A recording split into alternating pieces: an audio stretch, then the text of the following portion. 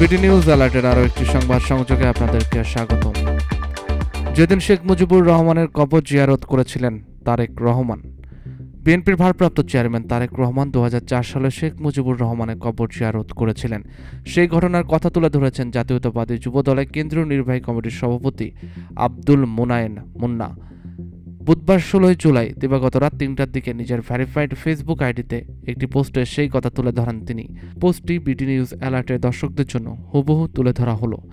জনাব তারেক রহমান যেদিন শেখ মুজিবুর রহমানের কবর জিয়ারত করেছিলেন 2004 সালে জানুয়ারি মাস 27 তারিখ গভীর রাত, টুঙ্গিপাড়ায় বিএনপির প্রতিনিধি সম্মেলন শেষে ক্লান্ত তারেক রহমান সার্কিট হাউসে গেলেন বিশ্রাম নেওয়ার জন্য। একটু পরেই তার ঢাকা ফেরার কথা, ফেরার প্রস্তুতি চলছে।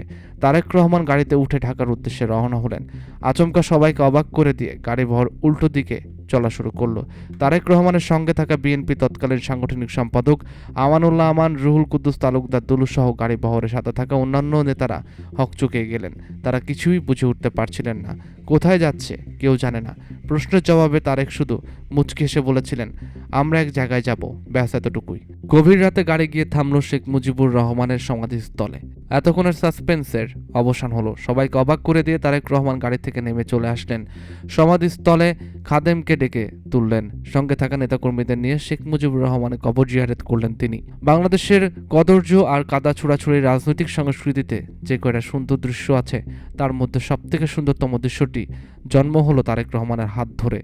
রাজনৈতিক অঙ্গনে ওই সময় একরকম প্রশংসনীয় একটি ঘটনা মিডিয়ায় সেভাবে আসেনি, কারণ তখন ওই ঘটনাটি ছিল টপ সিক্রেট। তারেক রহমান যখন শেখ মুজিবুরের কবর জিয়ারত করতে চান, তখন তার সঙ্গে এমনকি কোনো মিডিয়া কর্মীও ছিল না।